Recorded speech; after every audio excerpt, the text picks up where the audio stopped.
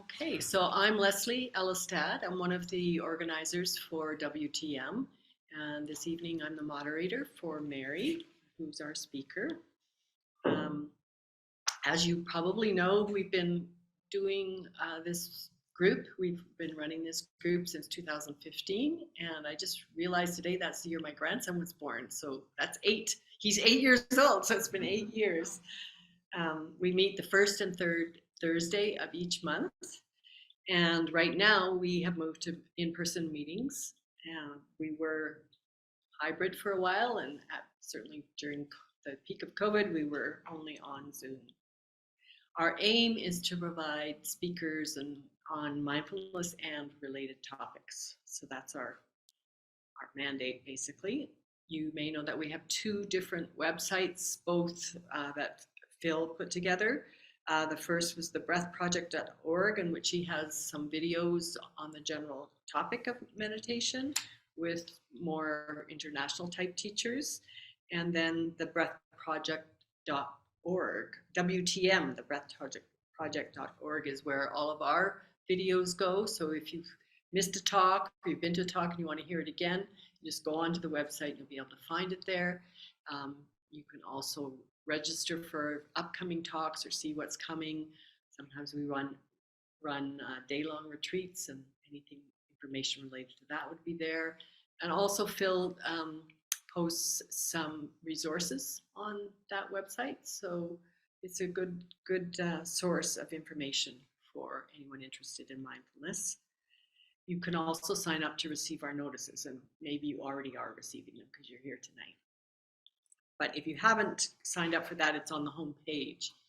Also on the home page would be where you can make donations. If you, like many people don't carry cash, we do have a donation box at the back, and we don't pay our speakers or our organizers, but we do have to pay for our website person who runs the website and does the communications for us. The structure of the evening is following the introduction will be Mary speaking and also guiding a meditation, and that will take us till 8 p.m. and then there'll be half an hour for question and answer. So we ask that you do focus your questions particularly on the topic that's been presented, but also on mindfulness in general. And because mindfulness can lead us into an internal examination of ourselves, we have had times where people have brought up very personal issues, and we aren't the forum for that. So your questions should be more of an educational focus rather than resolving a life problem. So it can be difficult for the audience if someone brings up too much personal information and we really can't respond to it. This will be recorded, so if you are asking a question, we will not identify you, and your voice, of course, won't be very clear because the computer just picks up the speaker. If we do repeat the question, we will, so that the people on Zoom, which are just 2 people tonight, are some of our organizers, we would not identify you. So feel comfortable speaking up if you wish to. The other thing that we like to talk about is our COVID policy, just to be clear that we ask you to take responsibility for how comfortable you feel being here during what is an endemic phase of COVID. We have to say that we're not responsible if you catch it here. And we've all gotten used to that, right? It's all our personal choice about. I did put the chairs a little further apart because I personally know we're in a little bit of a surge. My son and his son, my grandson, both caught it, so it's around. So if you're concerned, then just keep your distance from others. And then I wanted to let you know that there is a new source there's a new resource on the website, which is where you can ask questions by writing them, and somebody will respond to your questions once they're vetted to see. They won't go online immediately. They'll be sent to somebody who will look at them and then decide if they can go online. We also like to acknowledge do the land acknowledgement. So I acknowledge the traditional territories of the people of Treaty 7 region in southern Alberta, which includes the Blackfoot, the Tsuut'ina, the Stoney Nakoda, and the Métis Nation of Alberta Region 3. And then the most important part is to introduce Mary. So Mary is our speaker this evening, and she has a multifaceted career as a clinical nurse specialist in palliative care with Alberta Health. And she has taught nursing, and she's taught in the medical school, and she's associated with the Canadian Association of Health Humanities. And she's probably one of the few nurses to hold a PhD in English literature. Her thesis was a study of Anglo-Saxon wisdom poetry, a little known but beautiful topic. She's also an avid traveler, and we're very lucky to have her here this evening because she goes on big trips several times a year. She has done the Santiago de Compostela. How do you say that? Is that right? That's it. Compostela Trail several times, the pilgrimage route across northern Spain. She's practiced Buddhist meditation for decades, and she is very interested in wisdom traditions and the insights she's gained through her practice and her pilgrimages, as well as the insights that she's gained through working with people through her healthcare work with palliative care. She is a seasoned public speaker on many matters related to end-of-life care, contemplative care of the dying, and self-care for health professionals. I'm in a book club with Mary, and she's very well-spoken and wonderful to listen to. So I'd like to welcome her. Thank you, Leslie. Is this located where it should be? Hi, Deb. I just have to say hello to Deb Carnett. Yeah. Remember Deb? We have somebody here who worked in home care, Deb, in Parkdale. So she was a social worker. Now, I just want to check with you. Do you think that will come out with the way it looks on the screen? You have a Zoom expert here. It's got, I think we should just pause a moment because it's showing one of our participants rather than the speaker. No, it's showing. Oh, it's showing Phil. Yeah. Is it? I don't know what will be recorded. Whoever's speaking. Will Yeah, but be it's recorded? There's a gallery. You have, There we go. There's the view. Oh. Straight gallery kind of thing or vertical. So Yeah. whoever's speaking, their face will pop up. Okay. You didn't show up though, Leslie. I did show up, but just the Only little in square. and now I'm on the top. So Do you think it's okay for the recording? Mary, you're Yeah. coming up. You're coming up. You're fine. oh, I'm Okay. okay. Thank you. All right. Usually if you have a room full of people, somebody knows more than you do about almost anything. Yeah. Thank you for helping. Yes. All right. It's very nice to be here. I have to tell you, this is my first talk since COVID where I have whole people, whole bodies, not just heads in front of me. So it's a bit of sensory overload to see so many people in 3D. It's really great, though. I'm delighted. I'm going to move my phone and also remind everyone to silence it. Oh, I'm that gonna includes silence me. mine. I'll bet. Yes. Okay. I have a little meditation. I'll silence my phone during that because I don't want to take time to do that now. So before we begin, let's start with a meditation just to settle ourselves and come to presence. And this meditation will be about, does that go through? Will be about 6 minutes. I don't know if that's long or short for you, but I think that's the right amount of time. And the instructions are simple. I'll walk you through the first bit of it and I'll ring the bell when it's finished.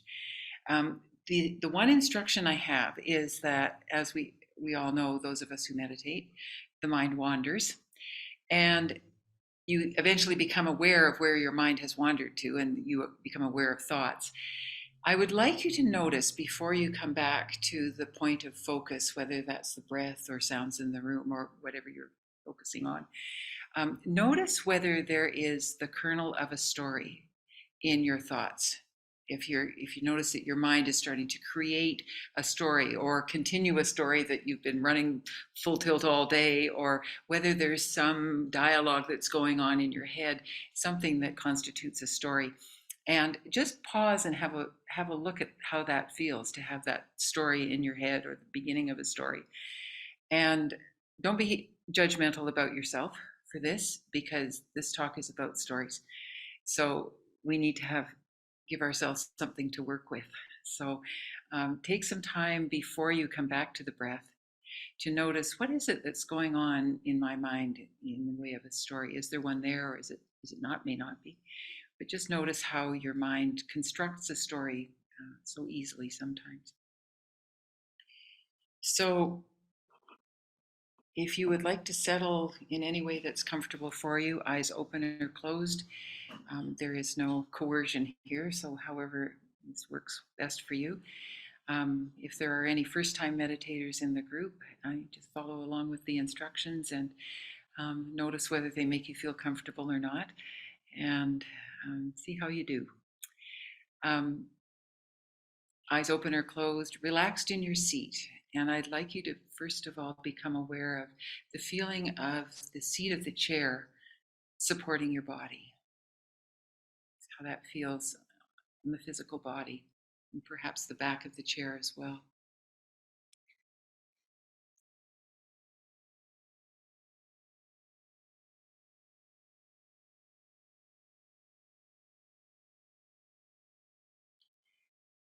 And I'd like you to become aware as you start to settle about any tightness or tension in the shoulders, upper back, around your jaw, or anywhere else that comes to your attention. Just check in, see what your body is doing.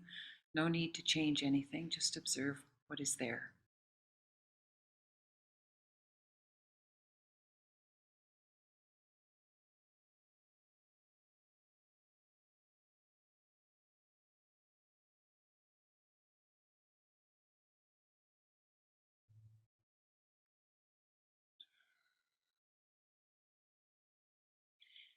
And I'd like you to become aware now of the motion of the breath, feeling it enter your body, exiting, inhalation, exhalation. What does it feel like to breathe?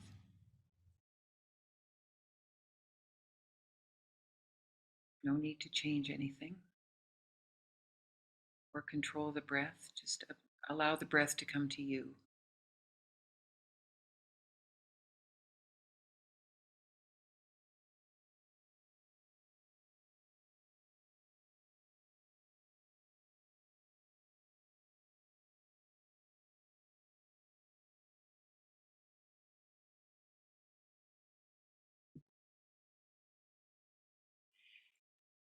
Become aware of any sounds in the room and notice how easily this sounds come into your consciousness without any effort. They just show up.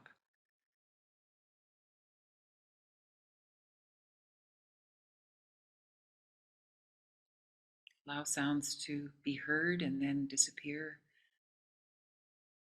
Come back, leave. If this is too difficult, go back to the breath.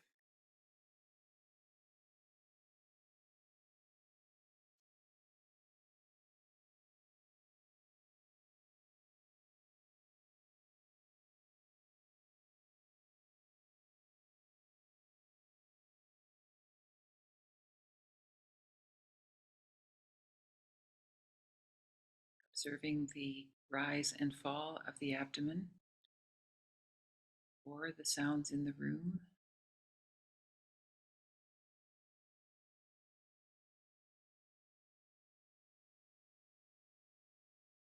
And perhaps noticing the tendency of the mind to drift off. Take note of the content. Is there a story there? What's happening in the mind? And then return to the breath. Let it go. Come back to the breath.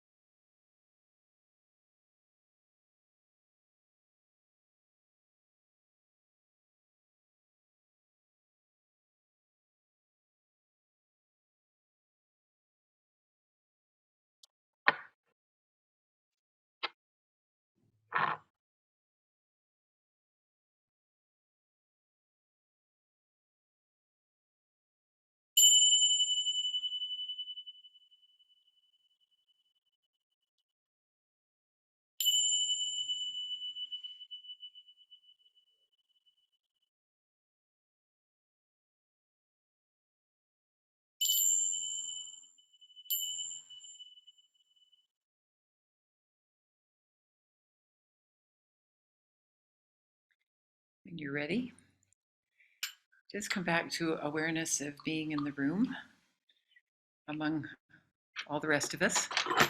You're sitting beside people, that we're all here together tonight.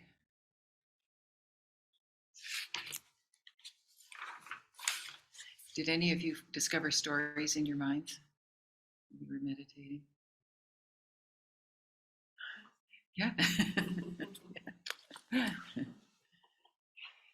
So I have a problem with my title in this talk, which is When is a Story Not a Story? You will not find the answer to that question tonight because I gathered too much material for this talk and I decided to cut it in two, unwittingly cut out the part about when is a story not a story. So this talk is not exactly as advertised, but it's pretty close. And I am coming back in March and we'll be giving another talk then. So I'm going to take up the rest of that, what's left of this talk. And I'm going to call it When is a Story Not a Story? This time I mean it. So. So I don't know if any of you had the chance to read the New Yorker article that was posted on the website. It's called The Tyranny of the Tail by Perul Siegel, who is a regular contributor to the New Yorker. There was no expectation that everybody would read it, so don't worry if you didn't. I'll be alluding to it through the talk, and there's nothing to be concerned about if you didn't read it. But I found it very interesting as a kind of a starting point. So her main points I'm going to be discussing a little bit tonight. But first I'd like to start with with a story, a brief story, just to sort of set the stage for what we'll be talking about tonight. Leslie and I were talking about being at IMS, Insight Meditation Society in Barre, Massachusetts. We both have been there several times. And in the 1980s, I attended a 9-day silent retreat there. And 2 or 3 times in the course of that retreat, we could gather in small groups in the afternoon and ask questions of the teachers who were there. It's really good. And in one of our group sessions, there was a woman, very beautiful woman, beautiful black hair and very stunning looking, but she looked miserable. And she said she had been to the dentist before she came and had some dental work done before the retreat. And she said, oh, my jaw is just really hurting. It's just so painful, but I want to work through the pain while I'm here. I really want to improve my meditation, my tolerance for pain. So I'm breathing into the pain and I'm relaxing into it. And, you know, the message was very clear. I want to be a good meditator and handle pain like a professional meditator. And she said, you know, can you give me some guidance on how to deal with this terrific pain I've got?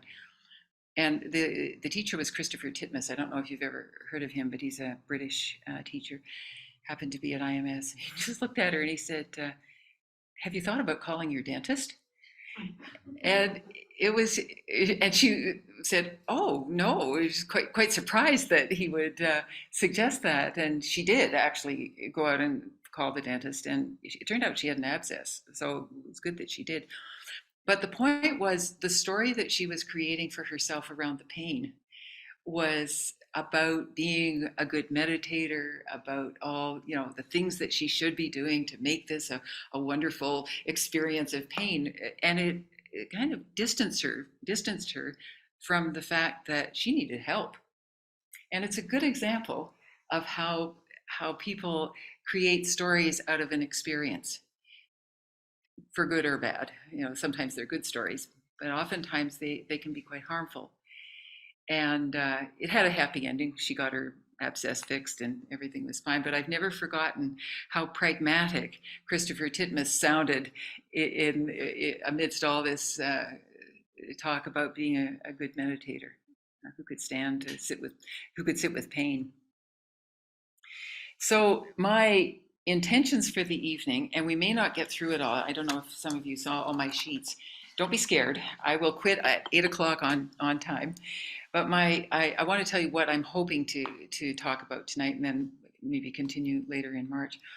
And that is the first point is that the self, the part of us that experiences reality, and the story about that experience and the story about that self are two separate things. They're not the same. There's my experience, and there's what I talk about that experience, what I say, the story I create around it. That's an easy concept to grasp intellectually. It's not so easy to live by that way of looking at things. So, as I noted in the blurb, there are many first steps to liberation. For the purpose of this talk tonight, I'm going to say that the first step to liberation is realizing that you can separate yourself, the experiencing self, from the story that you make about it. You really have to start playing with that idea in order to move forward in meditation practice. My second point is going to be that stories have come in for a lot of criticism because they seem to mask the truth of things. And my question is, what do we do about that fact that stories can obscure truth as much as they can tell the truth? What's our understanding of that, and how do we deal with that fact? There are alternatives to stories for expressing our experience that might not distort the experience quite so much. So we'll talk about some of the alternatives to making stories about our experience. And the main problem with stories, we'll come to this too if we have time, is time. That stories alter our orientation to time. And that's an important point when it comes to mindfulness meditation, where we're trying to be in the present.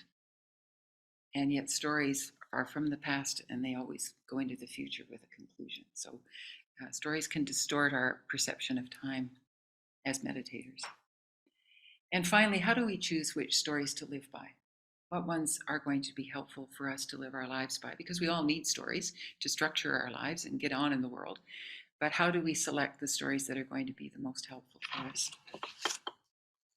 So that is my plan. Let's see where it goes. So everybody's heard a lot about narrative recently. There are toxic narratives, historical narratives, healing narratives. We're going to rewrite the narrative. Politicians have narratives. Have you noticed that? There are all kinds of stories coming out of political shenanigans. Every culture has a story. Every human being has a story, usually more than one. And you hear the word a lot, and I was beginning to get a bit tired of hearing the word bandied around without much examination of what narrative really means and how we should understand it. We are told that storytelling makes us human. I don't know if any of you have read the book by Yuval Harari called Sapiens. Has anybody read Sapiens? Harari writes the following. He says, Homo sapiens, that's us, human beings, Harari needs an editor, is a storytelling animal that thinks in stories rather than in numbers or graphs, and believes that the universe itself works like a story, with heroes and villains and conflicts and resolutions, climaxes and happy endings. Now, I would qualify this statement by saying that storytelling is one of the things that make us human. But if you need to be convinced about how fundamental storytelling is in human experience, think about Aborigines in Australia and their song lines. Does anybody know anything about the song lines? Yeah, by Bruce Chatwin, one of the first people to tell us about what the song lines are. The song lines are stories that are often sung that describe the geographical world around. You know, those of you who have seen pictures of Australia, it's pretty bleak. It's hard to find your way around. There are not a lot of landmarks in some places. It's a desert. It's very challenging environment. But the stories tell this are embedded in the land. So, for example, pulling it out of my head, the mythic snake traveled along this gully, and you can see a few geology. You can see a few of his the marks of his scales in the way the rocks look on this side. So you look for those scale marks, and then you follow along the gully, and then snake went up on the promontory, and up there you can see where he took a rest because there's the bulge of his head. And then he looked left, and if he looked left, there's bird over there. You'll see bird, and bird is somehow embedded in the landscape. You can see where the bird landed. There's a little mound there. So you learn the story of how mythic creatures made their way through the landscape and marked it. and then you can learn those songs, so you can find your way to the water. That in the oasis, if you have to go out hunting and you need water, you need the song lines to get you there, and that's how they navigated. It was fabulous. It's unbelievable. There's a recent documentary, you can see it on TVO, about how the song lines work. But my point tonight is that the stories are embedded in the landscape, and your job growing up and as an adult is to learn those stories and recite them and sing them and dance them, so that you are so embedded in the story yourself you cannot get lost in the world. The story is your guide to the geographical world around you. It saves you, it holds you, it protects you. It's a map, it's a framework, but it all depends on what you know of that story that will lead you through the landscape. It's very subtle, it's very complex. They've had 60,000 years to develop this. So it's a very sophisticated way of orienting oneself. But it takes a lot of intuition, it takes a lot of artistry to learn and to put the stories together and understand them and sing them. It's an amazing phenomenon. But it shows you how embedded human beings are in the idea of a story and how much we rely on stories to orient ourselves to the world. So then we have storytelling as fiction as well. And I don't know how many of you have read the Arabian Nights, 1001 Nights, the story of Scheherazade. There's a king somewhere in Arabia. He marries a different woman every day. He consummates the marriage at night. He then murders the bride because she might be unfaithful, and he goes on to the next day.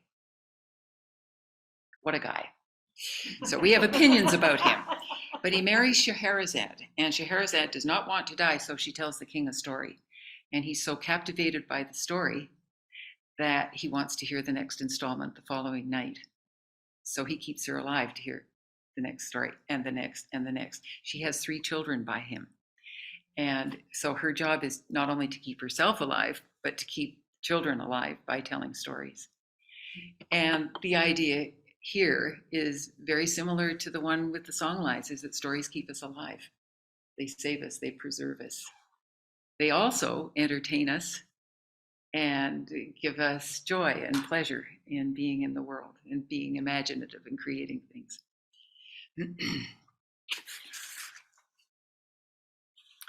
So we organize our world with stories, and even evil people can be contained in stories. We've got a place in stories for our mortality, for sickness, for bad people, for chaos, despair. We can account for all those things by creating stories about them. Once you have a framework in a story, you're safe. So you can see why we cling to our stories. They make us feel safe, because when our thoughts in our mind are distressed, if we're uncomfortable, we tend to take refuge in thinking. We'll make something up to account for this. So it's very hard sometimes to sit with our emotions. So we'll make a story about them. My mother did this to me, or this is why this is happening. We explain how we feel. I'll say more about that in a few minutes. How many of you here are in the health sciences? Just you and me and a couple. Okay, I'll say a little bit. I wanted to make sure I was giving the right examples for people's backgrounds. The Columbia University has had a narrative medicine program since 2001. And there, the medical students learn that the patient's stories that they bring with their experience of illness are almost as important as the treatments themselves and the diagnosis and all the medical stuff. The stories are really what drive people's responses to their illnesses. So it's important for medical students to understand those stories and to be alert to them and to be able to suss them out and find out what story is driving this patient's response to what's going on. And medical students and physicians themselves, we have our stories too. And so Columbia University focuses a lot on the student's experience and what stories arise for them. So there's all kinds of literature you may have noticed in the bookstores written by doctors telling their stories of what it's like to be a doctor, and how their patients' stories affected them. So there's a huge focus in the health professions in many universities and centers on the power of stories. So I'll just give you one little example from my own experience of how stories are important in the care of people. I was a palliative home care nurse in the States for a while, and I had a patient at home who was, I think at the time I saw him, he had maybe 5 weeks to live, something like that. He had a lot of pain, and he would take his pain medication in the morning and he'd take it at night, but he wouldn't take it if he had what we call breakthrough pain during the day, a spike of pain that sometimes makes life miserable through the day, but he wouldn't treat that. He had pain medication for it, but he wouldn't take it. I was young and naive. I didn't really know what I was doing in terms of stories. And my mission as a nurse, my story to myself was, I'm going to make sure no patient of mine is in pain. I'm going to make sure this man is out of pain. And it was, in a way, a self-centered goal, but it was also compassionate. I didn't like to see him suffering. It bothered me. And so that was my story. I was the nurse who was going to help him fix his pain. And one day, I had the common sense to ask him, how come you don't want to take your pain drink? Like, what is this that you refuse? And he said, well, I have grandchildren who come to visit me almost every afternoon, and I want to play with them. And if I take my pain medication, I get sleepy. But it's so important for me because they're my life. They're the culmination. They're my generation. They're his story, in other words. And then the kicker was, he said, and I want them to remember me playing with them before I die. So he saw his story like that, and he saw his children's story, looking ahead, thinking back on that relationship. So there's an example of how stories work to shape our world, but also how competing stories can get in the way of each other. And once I figured that out, we got on the same page, and we were able to help him get a little bit better pain relief by giving him some other medications. We tweaked things a bit. But at the end of the day, I had to just let him be in pain because that was his choice and that was his story. And he didn't care about his pain. The other story was more important, which was his family. So I'd have done that one differently from the start if I'd known. So you can orient yourself geographically with stories. You can orient yourself to the world of other people through their stories and your stories. We also orient ourselves to our own inner stories. How does this work? Who was here for Stacy's talk last time? Did anybody hear Stacy? One person? Okay, Stacy is, she was the guest speaker, actually it was 2 times ago, a month ago. Yeah, did you hear? Yeah, it was good, wasn't it? It was interesting. So I was quite fascinated by it. I heard it on Zoom. And Stacy is a somatic therapist. So she works in the world of therapy, how people express through their bodies what emotional realities are there for them. And her way of looking at stories is to see it as an expression of something that occurs in the nervous system first. It starts in feeling. She talks about our brains are telling a story that arises out of our senses. And if I understand her line of thought correctly, she says that the body's response to a stimulus as an infant, being touched, stroked, held, fed, all those physical stimuli that infants feel register emotionally. So they are first noted as an emotional reality because infants don't have the cognitive capacity of grown-ups. They don't have language. They can't express things in words. And it's only after some years that kiddies get the linguistic capacity to express what they're feeling emotionally in words. And that's fine. But our brains, says Stacy, are so immensely powerful that over time, the stories that the brain concocts or makes up begin to dominate, and they take over, is what Perul in the article calls the narrative takeover of reality, so that they end up making us feel as if everything that we think actually is what we think is true. Whereas what Stacy pointed out was actually, no, our brain's action of making stories is second to the emotional stimuli. We lose touch with those, and our brains get going. They're so strong, they're so powerful that they make up stories, and we tend to believe them. Good point. Oh, she's absolutely right. There's somebody's on there. Phil. Thank you. Phil says I'm right. I just heard him there. So the brain is imposing its own pattern on something and then convincing us that it's real. Now, a lot of the times, our brains are bang on right. When I was driving down Crowchild Trail tonight, I came to a yellow light, and the story in my brain was, if I run that yellow light, there's going to be a bad story here, because there was a lot of congested traffic. And sure enough, my brain did exactly the right thing with that story. So most of the time, our brains are pretty accurate in getting us through this world okay with the stories they tell us. But they're not 100% reliable.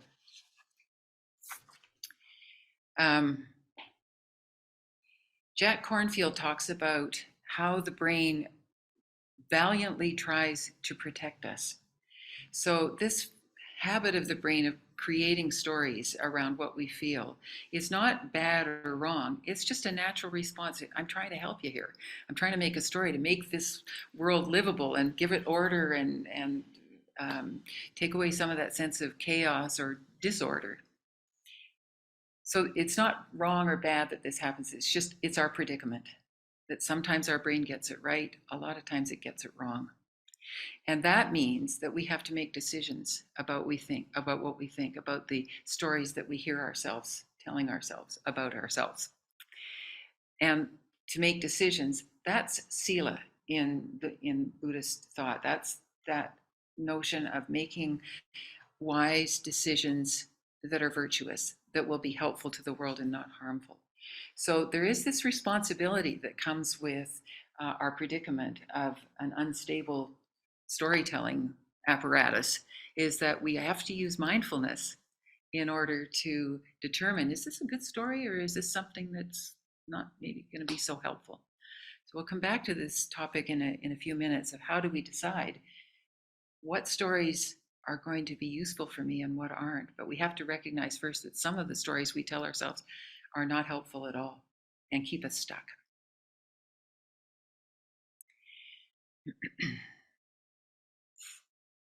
So there's been a long history of storytelling in human history, as you can see. There has also been a long history of criticizing stories because they don't tell us the truth.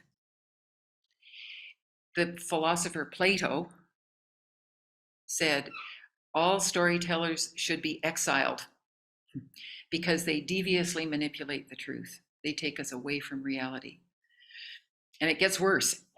Every story is a selection of details. You select certain details to make your story.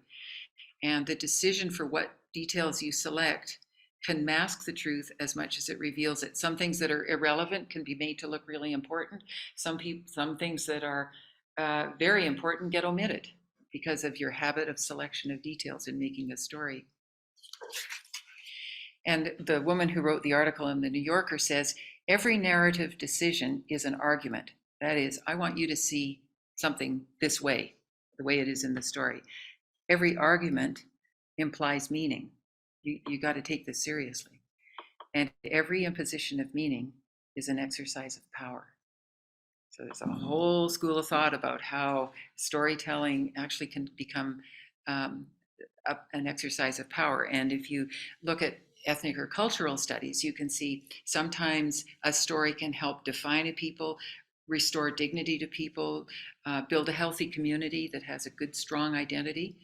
Or those same stories can be used politically to create us and them, right? So that power is with us, right? So how are these stories being used? And there's a lot of power embedded in stories that we don't always catch when we just listen to them and take them at face value. But where's the power in the stories? It's a good question to ask. The best example of power and stories is probably the Catholic Church in the Middle Ages. You're either on the ark or you're off the ark. And that the story holds, and if you are excommunicated, that's the end of it for you. And it was used very strongly as a means of social and political control, as well as theological guidance and religious support. It was much more than that. The church was all powerful. in the Middle Ages. It structured your life and you didn't go outside of it, but it was very much oriented to power. And anybody who resisted that power risked getting burned at the stake in some instances. And that's where the Protestant Revolution comes in. People said, wait a minute, it's too much power here. Let's go back to basics. So anyway, it's a good example of how stories can be used as power. The other example I wanted to give you, who's seen Barbie? Have you? Put your hand, don't be ashamed. Don't be ashamed. It's okay. We all committed it and we're moving on, but we saw it. I see some pink in the. Yeah, there's pink. Look, you must have. So, so there's another article in the New Yorker about how the Barbie story was made. It's fascinating. And this came out before the movie came out. And they talked about how Barbie's had quite a history since the 60s. But she was not as popular before in the last, five years or so. She's dropped off. Sales have dropped off. So what they did was they created a story about Barbie, and it incorporates the actual history of Barbie, and there's all sorts of stories built into the story about Barbie that we saw in the movie. But what the ultimate goal there was to encourage audiences to buy more Barbie stuff. It was marketing. Bang on. It was marketing. So to keep Barbie from dying a cultural death, they created another story, and we all bought it. Many of us went to see it, and people made a ton of money. So interesting. So the paradox is that the very thing that holds us together, stories, narratives, is also what can bring about terrible pain, suffering, immorality. And that's our predicament. So one way to get around this is to make up a better story. We see this happening. We rewrite the narrative. Have you heard that phrase? Everybody's rewriting the narrative. Here's an interesting way that I have heard rewriting the narrative. A week ago, I was reading in a United Church magazine called The Broad View. I just happened to pick it up. I was leafing through it. And it was talking about the United Church in Canada and what's the number of people who are no longer attending church. And it said 25% of Indigenous people in Canada are reverting to the pre-Christian faith of their ancestors. They're dropping the Christian bit. They're going back to their ancestral beliefs. We all know the white man's stories didn't work out so well for many of these people. They caused a lot of harm. And it's very interesting that they're finding another narrative that is more satisfying, that is going to hopefully help them heal and reassert a cultural identity that has been so garbled and lost in the past. So that's a perfect example, and it's a very healthy one, of letting go of the stories that are not helpful any longer and finding or reviving another story that will be helpful. So I think human beings tend to seek out stories that will help them. And if it means rewriting a story, then that's what we got to do. Many of us have personal histories that we need to rewrite. It's just like, can I reframe, my childhood problems in a way that gives me hope so I can move on from them and heal. So if you notice, especially in the example of Indigenous people, they're not talking about white man's religion is untrue and mine's true. It's not about truth, this rewriting narrative. It's about what works. There's less emphasis on truth. It's not, we choose stories not necessarily, we're not after truth always. We're after what's going to help me, what's going to get me through. And if you just focus on stories as, are they true or not, it gets us into a bind. And sometimes people say, well, we're just a bunch of stories. And what's the use of that? I mean, they're all untrue. They're just stories. We're just making it all up. So where do we go from here? It's kind of nihilistic. It's a bit Jean-Paul Sartre kind of stuff. It's a hopeless dead end. When you just say, well, okay, we're making everything up. So what's true? We know nothing. Okay, that may be. my point is that I think mindfulness and Buddhism that's exactly where it starts, at that recognition that all stories are made up. And so rather than say, well, we'll never know what do we do now? That's where you move on. That's where you say, hey, I can make decisions here. I can explore this reality of how do we make stories? How does this happen? Not whether they're true or not. That doesn't matter. This is the starting point. It's all a projection. And I learned this very clearly when I was in Ottawa. I attended a talk by a Zen nun. She was very good. And she said, everything that comes out of our head, all our stories, it's all a projection. It's just all our heads are just imposing on the world their own framework. So you never really know what's out there. And that's a line of philosophical thought that can be debated, but that was her point. Our brains impose patterns on everything. There are no exceptions, and we can't help it. That's just our predicament. It's how things are. We impose our framework on everything we see. And then she went on to say, yeah, it's all a projection. And your job is to manipulate the projection so that you get as close as you can to what actually is happening. And what is happening is the process of projection. And that's what we watch when we watch mindfulness. When we are practicing mindfulness, we're watching how does a story start in my head?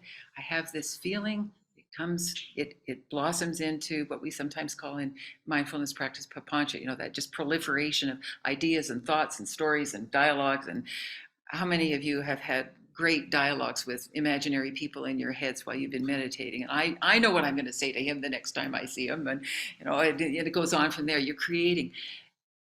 Her point was, yeah, it's all a projection. So your job is to watch the projection happen and see that's what's real, is that we're making stuff up. Some of it's helpful, some of it's not. But there's a process there that we can observe. Over time, as we gradually look at our stories, speaking of time, okay. Mm-hmm. We discover that we have what we can call an unstoried self. This is a term I picked up in this article I mentioned, The Tyranny of the Self. She talks about discovering the unstoried self, the you that's there before the story starts, the experiencing self, the part of you that doesn't have the story yet. And if you sit with that unstoried self for long enough, it can be quite uncomfortable because we need our stories for security. There are our security blankets. You feel instability, you feel a little at ease because we like security and conclusion. We define ourselves by our stories. So to say I'm unstoried, I've lost who I am. But if you sit with that long enough, you discover that, hey, I'm still here. I'm sitting here without my story, but the universe is still holding me. I still exist. Maybe I don't need all my stories. I can be without the stories and I'm still held. And to me, that's faith. Knowing that you can step out of your story, out of who you think you are, and still know that you belong, that you're held by, some would say, by the Dharma, by the universe.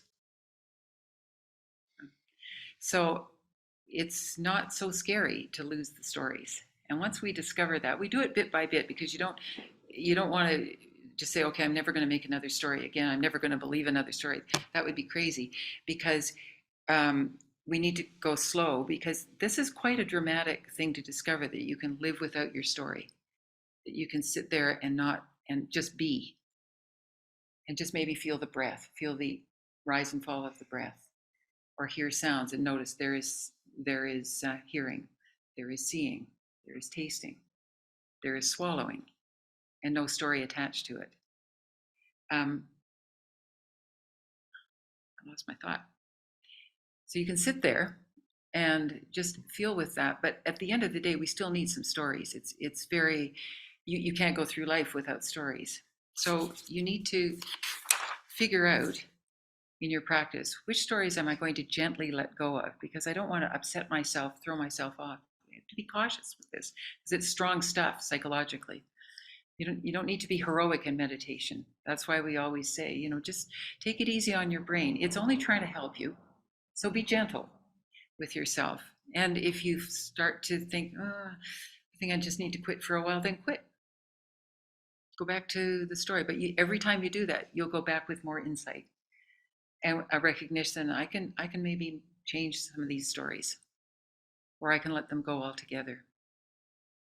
Jack Kornfield says when you start hearing your brain go into making stories, you just say, thank you for trying to take care of me, but I'm okay for now. Nice way to let go of the story. Yeah.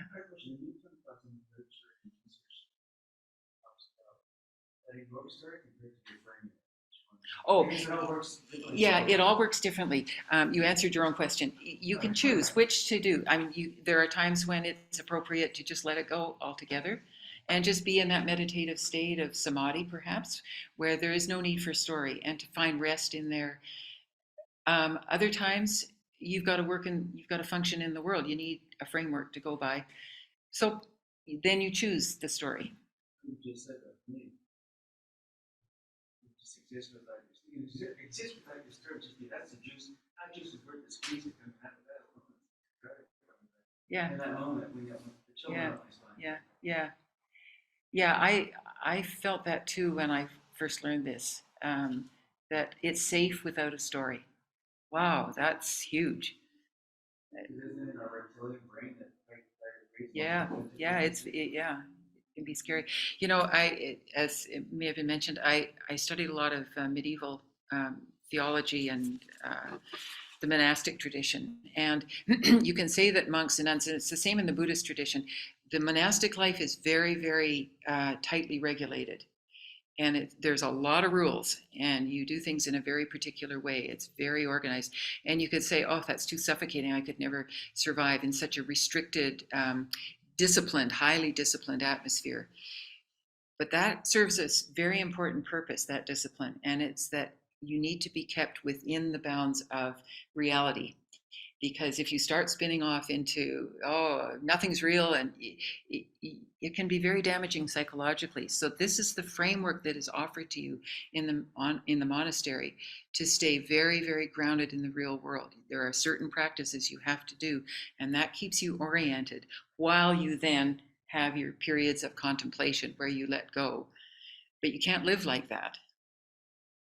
And so, there was a recognized danger of pushing people too hard to live in that kind of other world without enough grounding that was provided by the monastic discipline. So when we think about how restrictive monasteries seem, there was a purpose to that, which was to keep you sane while you were doing this.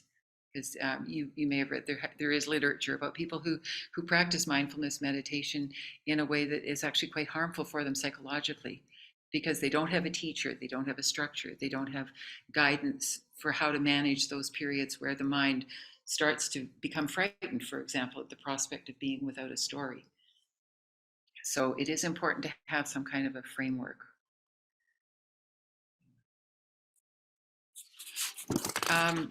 I have 3 minutes, and I think I would like to I'm going to skip a bit of stuff, and I want to tell you one story that I found extremely powerful, that shows how we can live without the story and how powerful that can be. I'll quote it from the article that I read, and it's about B.B. King. Does everybody know who B.B. King is, right? How could you not know who B.B. King is?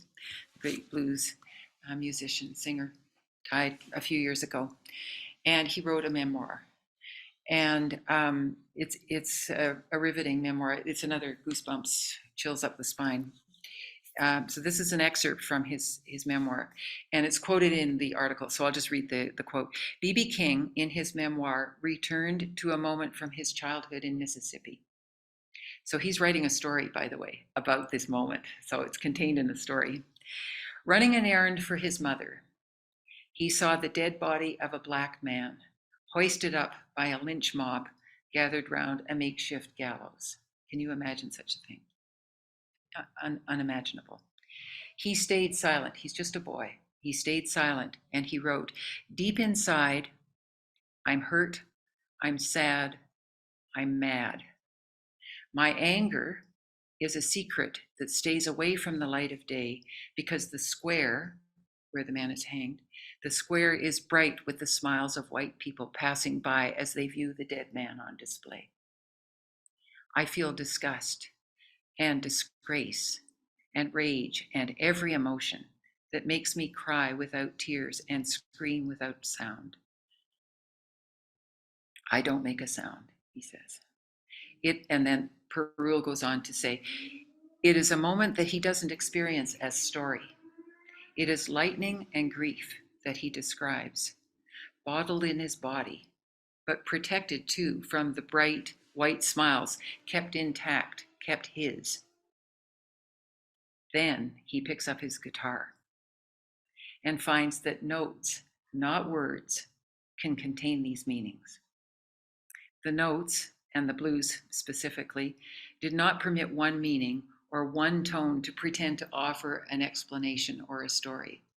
They permitted everything all at once. What a story. And it's a story about how you stay with emotions and find another means of expressing them that is not a story, but actually comes closer to the actual emotion itself. And it's just much more raw. Poetry does the same thing. Some visual arts do the same thing. There's no resolution, there's no conclusion, there's no security in what he expresses through the blues, but he expresses a reality that's much truer than narrative in the blues. Okay.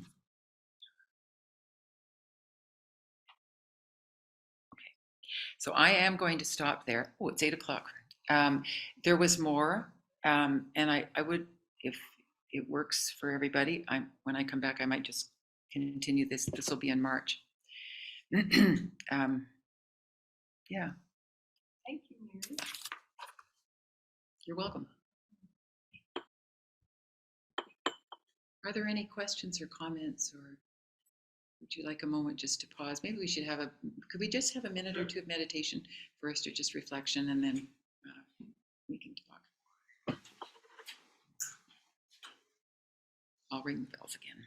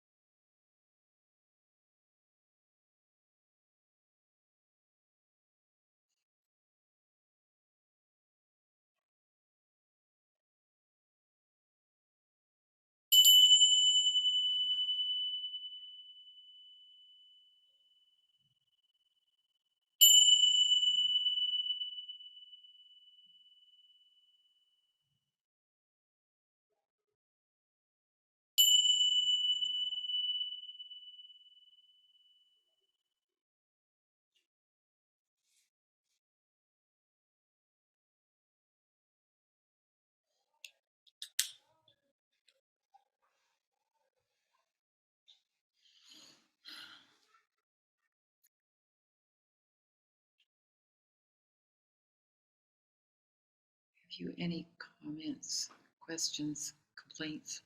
That was a really, really good, great, powerful talk and very moving. And trying to understand all the multi-components as the takeaway. But I'm kind of going back to what you said sort of at the beginning when it was about the stimuli that was coming in.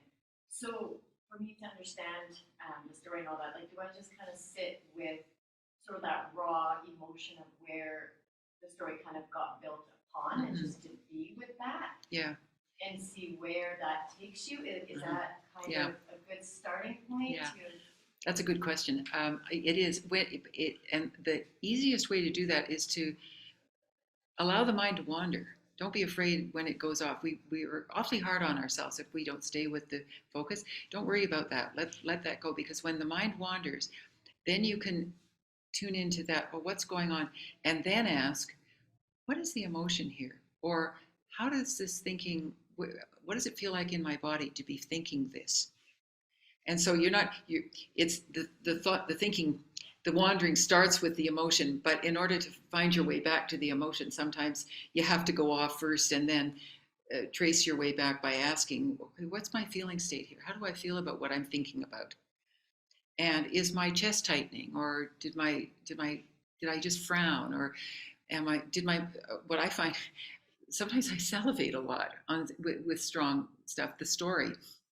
When I start tuning in, I realize, oh, there's a physical response here that I can just pause with and see where it goes.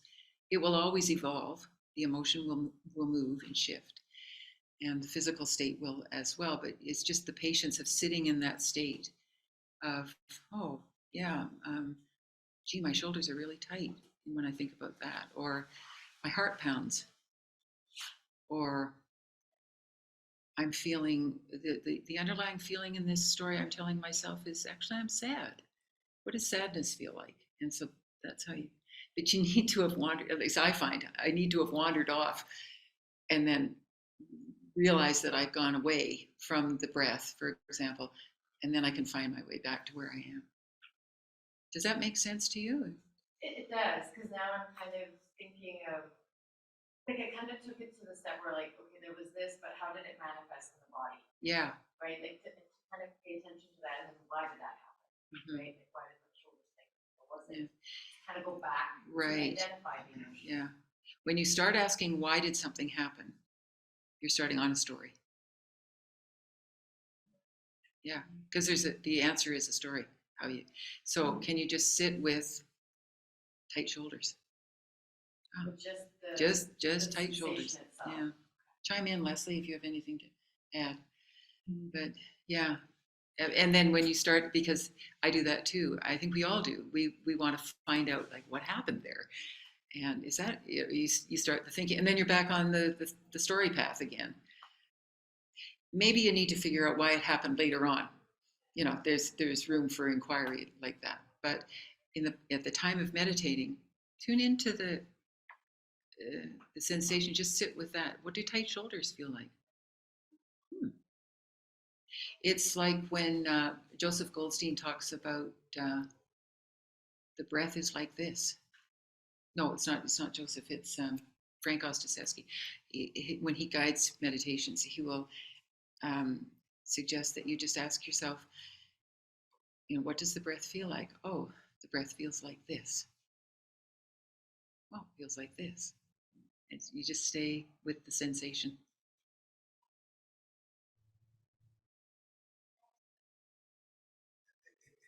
Meditation triggers a memory. Is that a story that you should follow?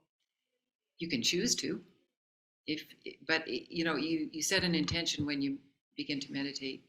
I'm going to just leave stories alone for now. I'm just going to tune into what is present right now. So that's it. You make that intention. Another time, if you want to write your diary or write something down, because you really need to figure this out, what the heck happened, then do that. But that's your intention for then. I wouldn't try to confuse it in the meditative process, because otherwise you can spend 40 minutes on the story, figuring things out. And you've lost an opportunity to just be with the present moment and just to kind of pull back from making the story unfold. But there's nothing inherently wrong with the story. It's just what you're intending to do now to train the mind to be more connected with the self in the moment. Like B.B. King, he knew exactly what he was feeling in that moment. And that made him take another step to make music. So there's a lot of power in that, being with the body and the emotion in the moment. Yeah. Yeah. Sorry, is that feeling what we consider the gut feeling? Is it steady from area? Like when we have a gut feeling. I don't know. It probably does depend a little bit on your experience and your own history. Like you've seen this 1,000 times, and you've got a gut feeling it's happening again. You know, so it probably gut feelings probably arise out of repeated experience and things you've seen before, but not always. Sometimes you just get a hunch out of the blue that you must do something, or it's like Joseph talking about his. I'm a big fan of Joseph Goldstein, but talking about traveling around India when he was first learning. Well, he hadn't even started to meditate yet. He was planning to go south on the train to some place in the south of India, I think it was. And on the spur of the moment, he had a gut feeling. He turned around, he got on another train and went to Bodh Gaya instead in northern India. And so there's a gut feeling that, like, who knows where that came from. He himself says, I don't know why I did that, except that it was something he was very glad he did. Something I'm going to move forward is it means that never know, starting with the choice, but when you're suffering, you're repeating the story. I'm like, just drop the story, just get rid of it. Yeah. Yeah. Mm-hmm. Yeah. You don't have to worry about dropping the story, rewriting it. Yeah, just leave it. Yeah. Oh, yeah. That was the part I didn't come to because I went over time. Is that stories take you out of the present? I'll say more about that the next time. But it does distance you from what's happening in the moment because you're right back in either your childhood or you're in the future where you want to be, where you're going to be a better person, right? But you're not tuned into who you are right now. So 1 and 2. We'll do pink first. Because Barbie. I'm blonde. Yeah. Oh, yeah. You're pale pink. Yeah. Blonde and pink. What about dreams? Are there like untold or pushed back stories, or are they stories that were lingering and you just didn't? Geez, I don't know. I don't know that much about dreams. I know that with lucid dreaming, you can explore your dreams, more intentionally, to figure out where they should lead you or what's going on. But to me, dreams are stories, but they don't make much sense either. And they don't always have closure, and they sometimes end rather ambiguously. What do you think about stories? I'm not a story. I have I'm not a story that a somebody's dream. getting cold, so I'm going to See, sensible use of a story. I'm afraid to try and answer your question because I know so little about dreams and how they're approached in mindfulness practice. I don't know whether Leslie's worked with dreams more or any of you maybe, but I'm a little hesitant to go down that path with you. Sorry. Some people have a lot of dreams. How is your dream life?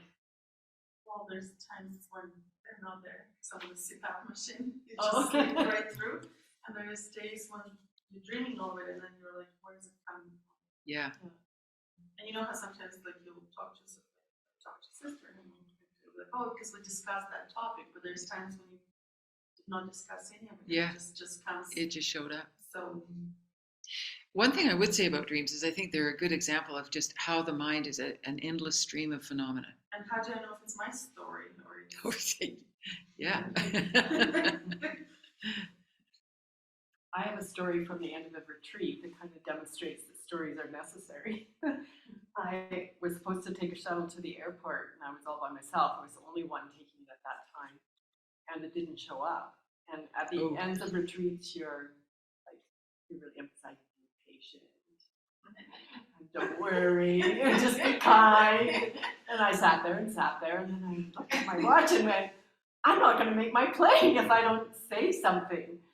And so I went to the retreat manager and said, they haven't come. And she phoned them right away. And the guy there'd been something that had interfered with him getting there. And then he rushed and got me. And I just recognized how the story I was making about it's important to be patient was not an appropriate story at that the time. dentist one, right? The dentist one. Yeah, right. Yeah. And the guy drove so fast, I thought I was going to die. Another story in the making. I would have been telling this story about you. I'd rather miss my plane than die on the way to the San Francisco airport. But I think that it's really important that we have stories, that we you know, what breakfast is, what lunch is, what dinner is. And then the cultural stories that we are learning so much about, how Yeah. when I grew up, there was far less cultural variation in Canada, and the story we had about Britain was positive. And now we like recognize the colonialism and how harmful it was, and So we're rewriting the narrative. rewriting the narrative. And my mom, who's like 89, I was mentioning this to her, and she said, "Well, the French were worse." That's where my question was, are you following our story or something Well, yeah, else's? and that's where you really need wise discernment with stories. And the bottom line in determining that is this story harmful to other people, to anybody else, or is it helpful? Is this story going to make the world a better place or not? And that's a pretty penetrating question to ask, because off the top of your head, if you see it my way, then it's going to be fine. No, you have to go deeper than that. Who am I harming by promoting this story or that story? And or stories to myself. So there is a lot of discernment that's required. Buddhism, I find, is a very assertive and very strong, has a strong moral structure, and it's not just morals, everyday morals. It's you're in charge of, you are responsible. That was the Buddha's last words, weren't they? It's up to you. You figure it out. You have to take action. You can't be passive and just observe. It's mindfulness goes along with sila. There has to be right action, and in order to make right action, you have to discern clearly: am I harming or not? So they're very penetrating questions. I have a question with the rewriting the narrative part. You had mentioned earlier that there's details that are omitted, there's details that are like, would revisiting that before you, I guess it's kind of part of the rewriting of the narrative to look back at what details were omitted or left out and why, or does that help? I think it does help. But remember to balance: are you looking for truth, or are you looking for a good framework? And it can be one or the other. A good structure a good framework for structuring your actions and for guiding your actions. That's one thing. Or are you looking for something that really represents the truth as closely as you can get it? And the one is a more scientific thing, like all science, always looking for the truth of things. Nothing wrong with that.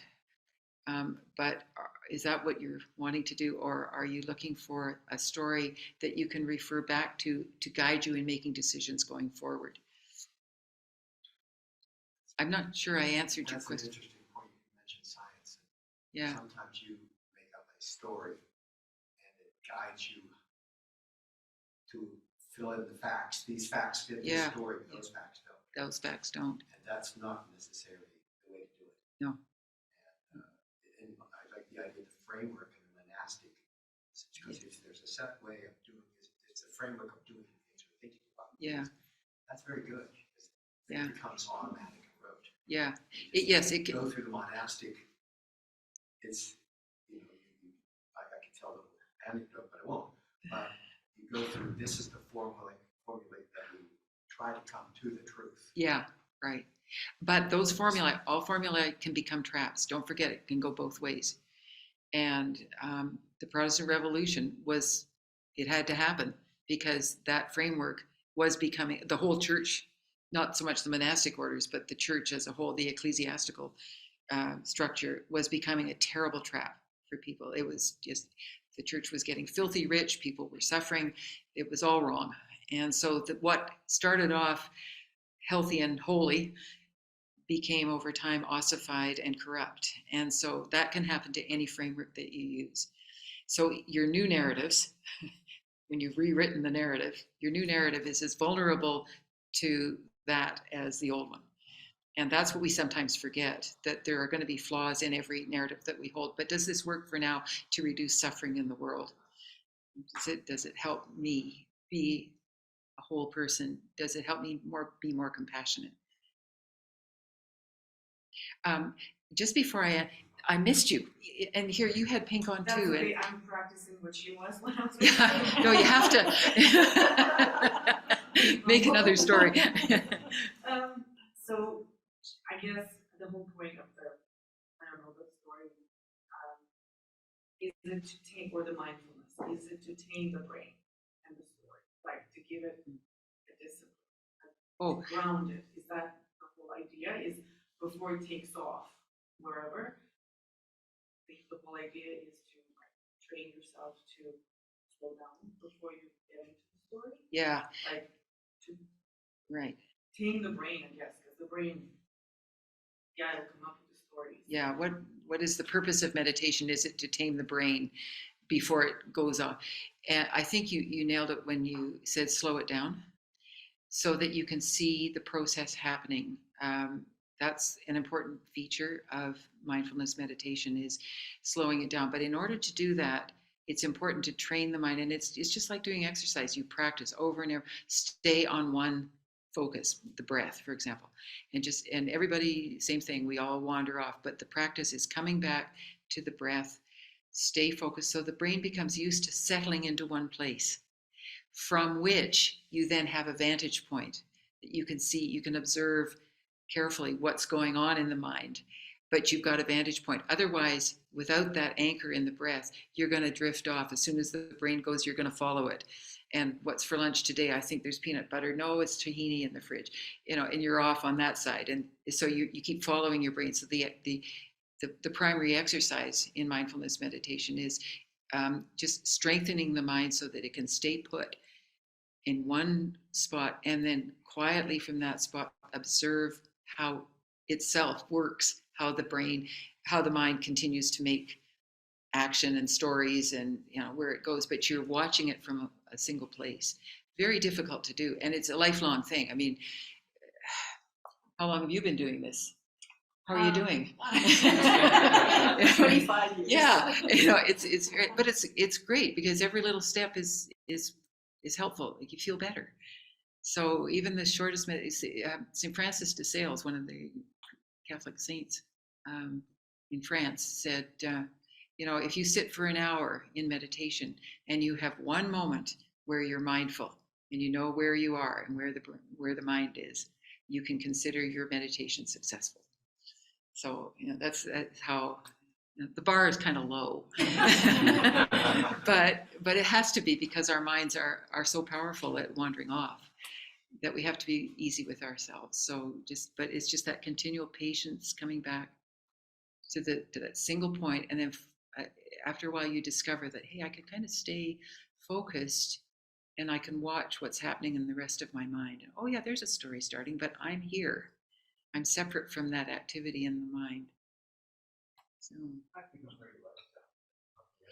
yeah, Sharon, you know what? I'm glad you said that. Sharon Salzberg, this talk that I listened to the other night, somebody asked her how long she meditates every day. I thought Sharon Salzberg, she'd be on the cushion for hours. She said, well, I think I do about a half an hour in the morning, and if I have time, I do 10 minutes at night. I thought, gee, that's not very much, Sharon. But then she said, but I do a lot of scatter meditation through the day. She calls it scattering. And it's, can I take, 30 seconds here and just be mindful of how that leaf is blowing in the wind on the tree? Or can I just focus on, I'm washing my hands? Focus. So you scatter your meditation. So my guess is she actually probably does a lot of meditation through the day, but it's not all formal. A lot of it is just taking the opportunity when you think of it. I'm waiting for the phone to ring. Somebody's calling me back. Can I breathe for the time it takes? That makes it more accessible. Very much more. Yeah, a lot more accessible. How well does it work for somebody who has anxiety? Like, how do you know that all those stories are not part of anxiety, but it's actually? So going back to your point, where is that? What's the emotion underneath the story? Feels pretty anxious to me. What does anxiety feel like? It feels like this. My story is showing me, if I ask it, it's showing me anxiety. So let the story go, because the primary thing in there that's driving the story may be anxiety. And so can I just sit and if it's really overwhelming anxiety, you just touch on it. there. I think I'll move on. You don't have to go places where it feels unsafe or dangerous or too much, too overwhelming. I've had times like that where, okay, that's enough for now.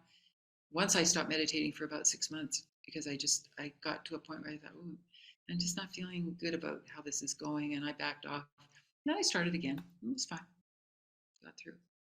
I don't know what happened in that 6 months, but I just was able to go back to it. So with anxiety, I think it is important to be very kind and gentle and just do what you feel you can tolerate. Nobody's asking the earth of you. But it's really good to know that if there's a story happening, oh, I've noticed I picked up some anxiety in myself about that story. Can I move a little bit towards it every now and then? Oh, today I think I can sit with it for a few more minutes. And we discover that sitting with it sometimes it's the sitting with it that heals it. It allows it to kind of just ventilate. But the story will stop you from doing that. The story will say, okay, I've mastered this emotion. I've given it a framework. I've squelched it. It's down. If you just say, what's the story hiding? Then, oh, yeah, I don't feel so comfortable. Can I sit with that discomfort for a few moments? See, do you follow what I'm? Yeah. What do you think? I think meditation is very helpful for anxiety. Yeah. But one of the things I've found helpful is to stay very present with, in my case, it's fear that I would call anxiety, that I can tolerate this moment of fear. Don't project into the future. Right. This fear is going to last forever, or this fear is going to last all night. I'm not going to get to sleep and I'll be tired tomorrow. So just this moment of fear I can be with, the next moment of fear I can be with, because fear about fear is what causes it to persist. On the other side of it, happiness about happiness is very like it's a balancing kind of thing. So you can sometimes, if the anxiety is not tolerable, you can kind of switch your mind to say, I'm going to think about something else, or I'm going to feel something else. So you think about something like, I'm happy about how my friend did in their job and the story they told me. I'm really happy for my friend. Yeah. So you're happy about happy. Yeah. You're happy about happy. And that builds up another part of the brain, which then makes it possible to allow the anxiety to come back, and we've got more capacity. Yeah. It's resetting the balance. Yeah. Yeah, I like that. Yeah. Joseph Goldstein says you can always change the channel. But you have to work at that a little bit at first. You have to recognize, what channels. It's a split screen. Yeah, that's right. You've got anxiety here, happy here. And often it's a Zoom, right? Yeah. You got multiple. Yeah. Everything's there. I would say don't change the channel, change the frequency. Yeah. So what time are we at? So at this point, I'm supposed to ask for a summary, take-home points. Oh my gosh. So I got all these take-home points about things that I haven't talked about tonight. Let me just look, though. I think I've got a couple of things there. I think you got a pretty good idea of what I've been driving at. There's a lot more to this, and I must say, too, I'm not the first person to have said all these things.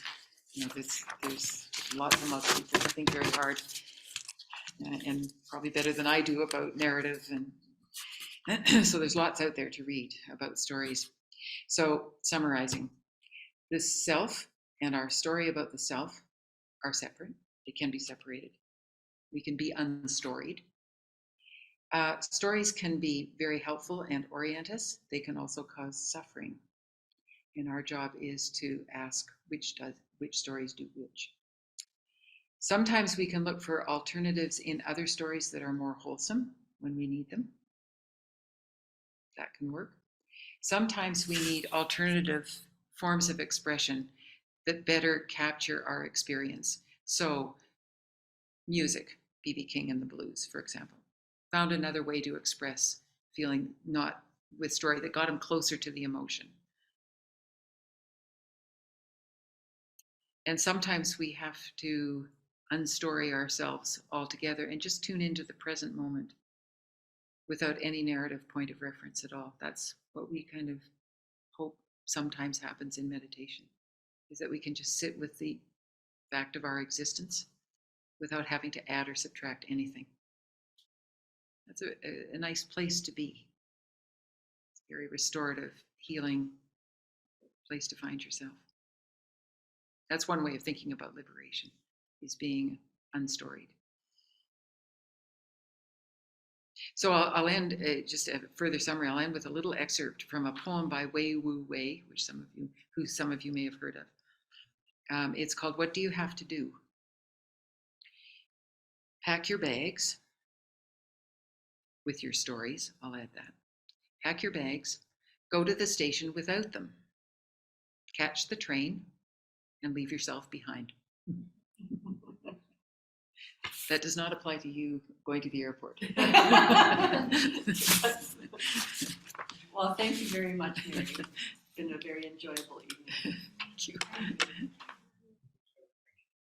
You're So welcome. the next time we meet is November 2nd, and I will be talking about 5 steps to freedom, starting with patience, and going on from there. A reminder about the donations and the sharing section on the website. The recording of this talk will be available in about a week. And the other last point is, if you have time and the inclination, we would like some help putting the chairs away. Oh.